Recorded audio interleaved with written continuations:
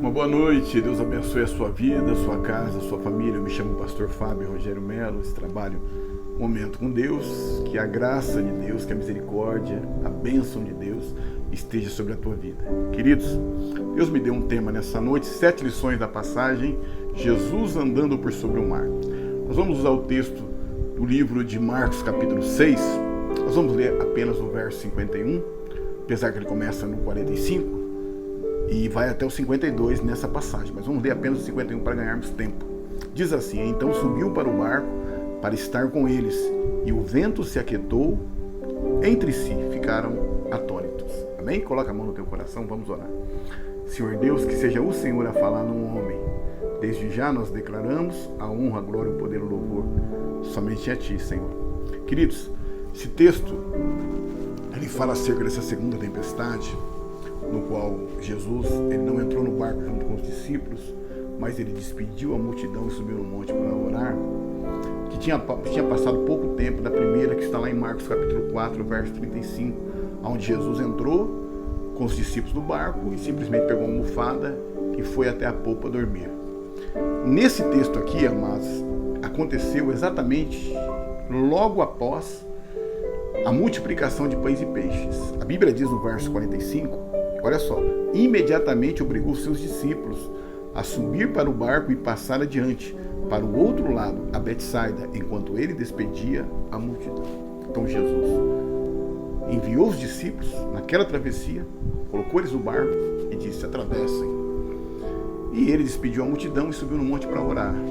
É interessante que foi imediatamente após um grande, estrondoso milagre que está nos 4 evangelhos, amados.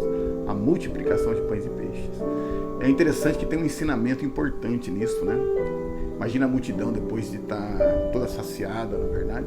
Comeu, né? Pães, peixes.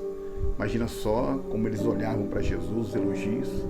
E Jesus, em vez de ficar confortável, não. Ele sobe no monte para buscar revestimento. Como nós somos diferentes, né, amados? Quando tudo dá muito certo, nós abrimos aquela Coca-Cola, ou então fazemos um churrascão para comemorar. Jesus sabia do perigo do tapinha nas costas, dos elogios, não é verdade?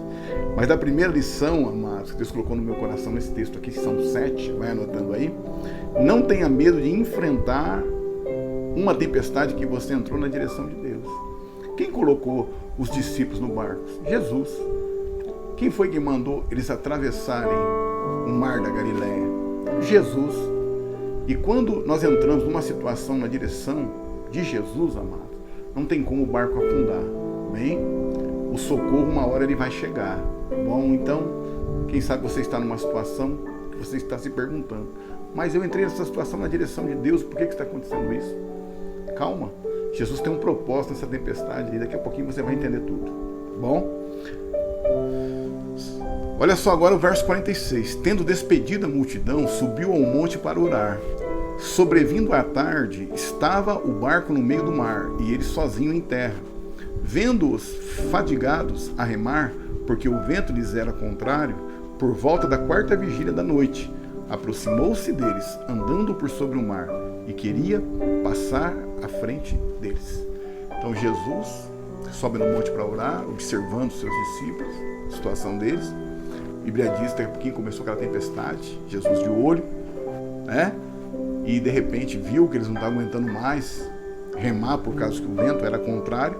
A palavra de Deus que só na 4ª vigília, na última das vigílias, amados, entre 3 da manhã às 6 da manhã, a Bíblia diz que Jesus desceu em direção aos seus discípulos, caminhando por sobre o mar.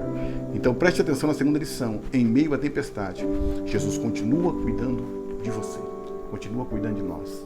Amém?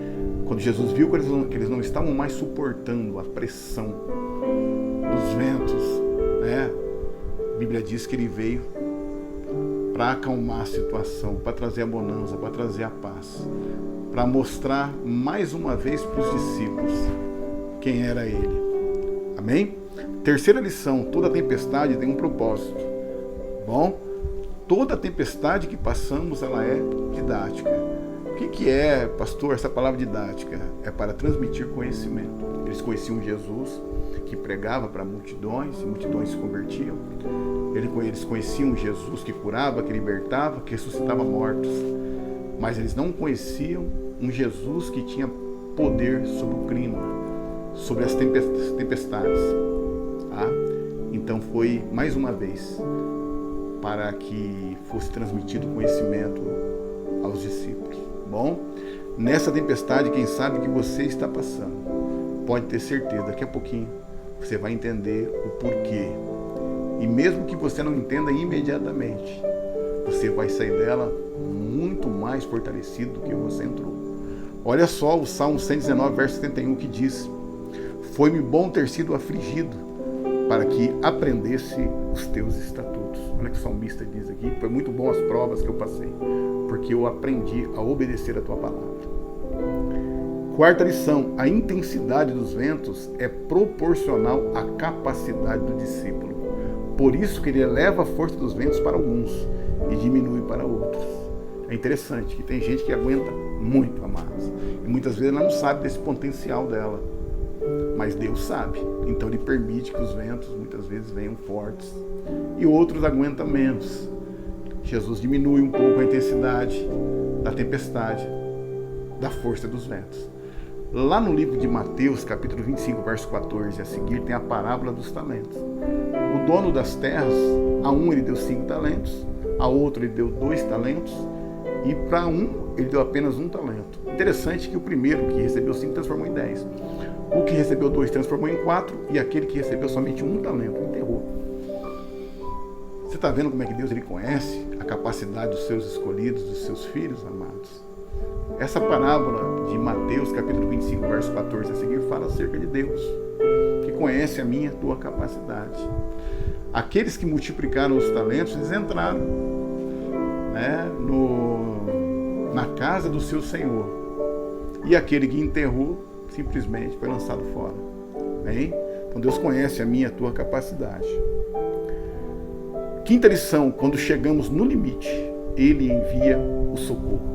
Verso 48, ele fala 2 coisas importantíssimas. A primeira é que Jesus os viu fadigados. Amém?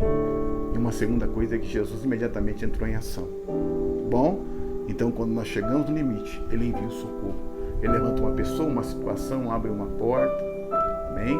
Dá uma ordem, um anjo, como ele fez lá em Isaías, capítulo de número 37. Um anjo apenas resolveu a situação do rei Ezequias e de toda Jerusalém.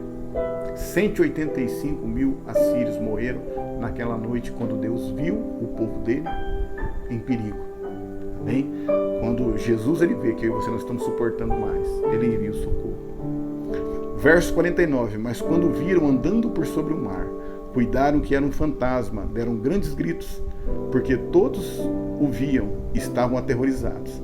Mas ele logo lhes disse: tende bom ânimo, sou eu, não temais. A Bíblia diz: quando os discípulos viram aquele homem vindo ao encontro deles, não discernindo quem era, imagina só aquele vendaval, né, o medo do barco virar, de água entrar, né, a Bíblia diz que eles deram grandes gritos. Aí a Bíblia diz assim no verso 50, estavam aterrorizados, mas ele logo lhes disse: tem de bom ânimo, sou eu, não temais. Então, sexta lição: às vezes as tempestades que passamos são tão severas que perdemos até a esperança de uma intervenção divina. Ele disse que eles não esperavam Jesus. Esperaram, né, quando viram alguém vindo, não olharam e disseram: será que é o mestre que está vindo? Não, acharam que era um fantasma. Lá em Atos capítulo 27, o apóstolo Paulo passou por uma tempestade também. E a Bíblia diz que ele e os demais acharam que não ia escapar com vida daquela situação. O Senhor Deus enviou o anjo dele para tranquilizar o coração do apóstolo Paulo, dizendo: Deus entregou nas tuas mãos todas as vidas que estão navegando com você, mas é necessário que vocês deem em uma ilha. E assim aconteceu, tinha um propósito de salvar os habitantes de Malta. Amém? Então preste atenção, tem tempestade que nós passamos, que elas são severas, mas preste atenção em algo importante, tá bom? Que vem juntinho com essa sexta lição. Não deixe a incredulidade dominar o teu coração. Faça como Jó. Jó, capítulo 19, verso 25. Né? Depois de ter perdido todos os seus bens materiais, os seus filhos, a esposa mandando ele amaldiçoar o Deus que ele servia e morrer. Ele dá um brado, um grito e diz: eu sei que o meu Redentor vive e que por fim se levantará, e ainda em vida Deus. Amém? Está lá em Jó 19:25, tá? Se fortaleça no Senhor, creia. Jesus não te abandonou, tá bom? Por mais intensa que esteja essa tempestade, o socorro está vindo. Verso 51 e 52 diz assim, ó, então subiu para o monte, para o barco, para estar com eles, e o vento se aquietou. Entre si ficaram atônitos, pois não tinham compreendido os milagres dos pães. Antes, o coração deles estava endurecido. Então, sétima lição. Primeiro, Jesus traz a calmaria. E depois, a compreensão do porquê da tempestade. Jesus subiu no barco, houve a calmaria. Os discípulos estavam processando ainda o milagre dos pães e peixes. Estavam com o coração endurecidos. Né? Só depois que eles começaram, né, a entender que realmente não era um fantasma, era Jesus que tinha chegado. Era o socorro que tinha chegado. Amém? Um pouquinho depois eles começaram a entender que Jesus teve o controle daquela situação. O mesmo Deus que pregava, era o mesmo Deus que curava, era o mesmo Deus que libertava, era o mesmo Deus que salvava e também era o mesmo Deus que tinha o controle sobre o clima, sobre a força dos ventos, sobre a força das tempestades. Amém? E tudo acabou bem. Bom, começou calmo, de repente virou um sufoco, uma tempestade. Jesus entrou no barco deles e houve calmaria. E eu profetizo em nome de Jesus que a calmaria está chegando na tua vida. Amém? Coloca a mão no teu coraçãozinho, vamos orar. Senhor Deus, amado Pai, nós te agradecemos por essas 7 lições, Senhor, desse texto. Pedimos a Ti que o Senhor venha segurar nas nossas mãos, que o Senhor venha nos ajudar a passar por toda a tempestade, meu Pai, que o Senhor venha nos fortalecer, Senhor, que nós não venhamos, meu Pai, a duvidar, que nós venhamos a aprender, meu Pai, na tempestade, Senhor, meu Deus, que o Senhor é o Deus que controla todas as coisas, inclusive a força dos ventos, meu Pai, que vem muitas vezes sobre a nossa vida. Obrigado, Jesus, abençoa essa casa, essa família, essa vida maravilhosa, meu Pai, que está assistindo, Senhor, meu Deus, esse trabalho, e desde já nós te agradecemos em nome de Jesus. Amém, queridos?